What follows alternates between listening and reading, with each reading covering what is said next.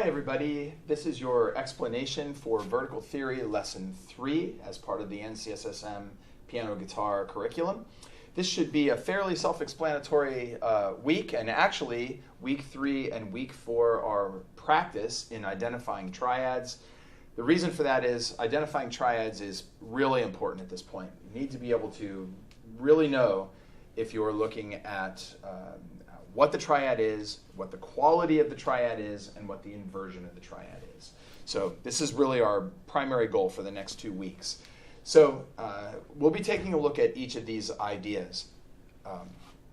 The name of the triad being the root of the triad, the quality being major, minor, diminished, or augmented, and the inversion being root position, 6 or first inversion, or second inversion, which we call the 6/4. And I'm going to show you just a quick explanation of that as well as we go.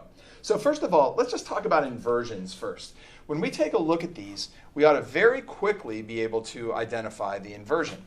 When you see 3 notes stacked in thirds, like this first example, you ought to look at that and go, oh, that's a root inversion.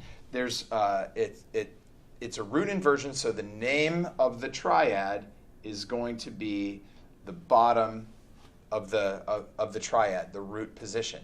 As we scan across the worksheet, we can see some root inversions very quickly. This is a root inversion.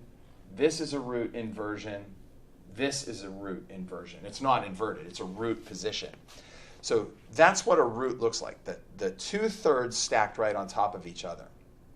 Now, when you look at this triad, you'll notice that there's a 4th between these 2 notes. It's not 2/3 on top of each other. This is what we call a first inversion or a 6. And the reason it's called a 6 inversion is from the lowest note to the highest note is a sixth. It's some kind of a sixth. So that's why it's called a 6 inversion.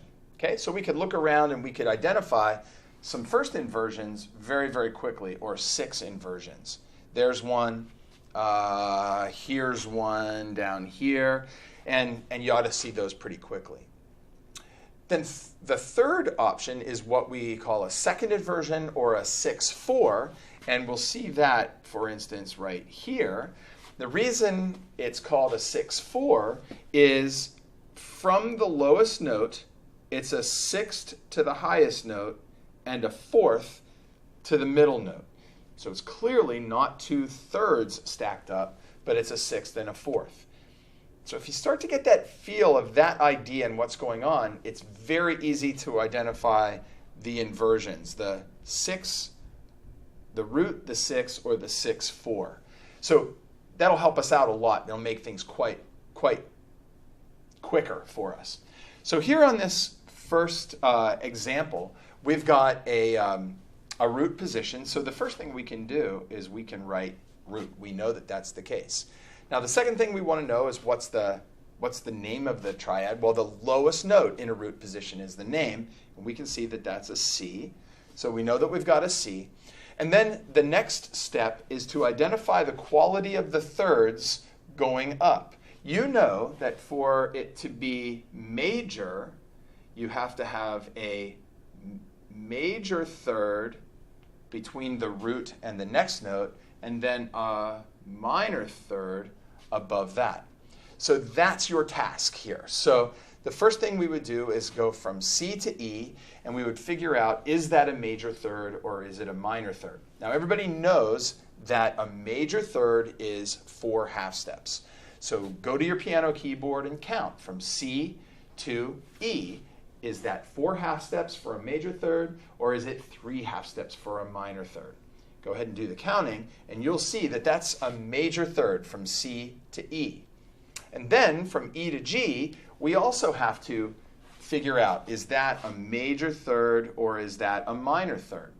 So in this case, we have a major third from C to E and a minor third from the E to the G, which tells us clearly that that's a major triad. So a nice capital letter M does the trick here. Now on your worksheets, make sure that I can tell the difference between your capital M for major and your lowercase m for minor. Let's move on.